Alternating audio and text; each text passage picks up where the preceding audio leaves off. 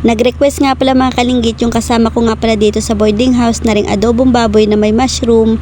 Natikman nga pala niya ito kaya naman nagustuhan at nagpaluto nga pala ulit sa akin. Yo naman! Nagbili nga pala mga kalinggit ng karning baboy, laman nga pala yung binili ko. Sa halaga nga ho palang 160 pesos. Tapos nagayat na nga rin pala ako dyan ng bawang, sibuyas at siling mahalang.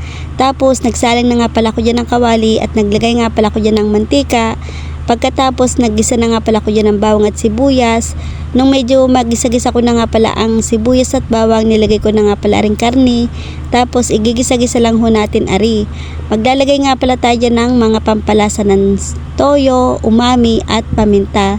Tapos saluin lang natin ng maigi hanggang sa magisa-gisa ito. Tapos maglalagay nga pala tayo dyan ng tubig. Isang tasang tubig nga pala. Atin muna nga pala tatakluban para mabilis maluto yung karning baboy. Tapos makalipas nga pala isang oras, medyo malambot na nga pala yung karning baboy, maglalagay naman tayo dyan ng mushroom. Naglagay din nga pala ko dyan ng siling mahalang para may kaunting halang. Tapos atin nga pala ring iiga-igahin kapag medyo paiga na nga pala mga kalinggit.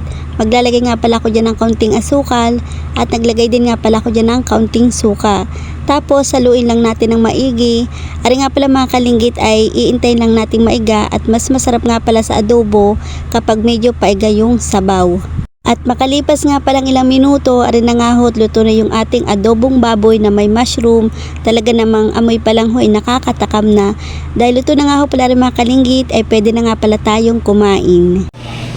Kain tayo mga kalinggit. Ang ulam ko ay pork adobo with mushroom. Brown rice yung kanin ko.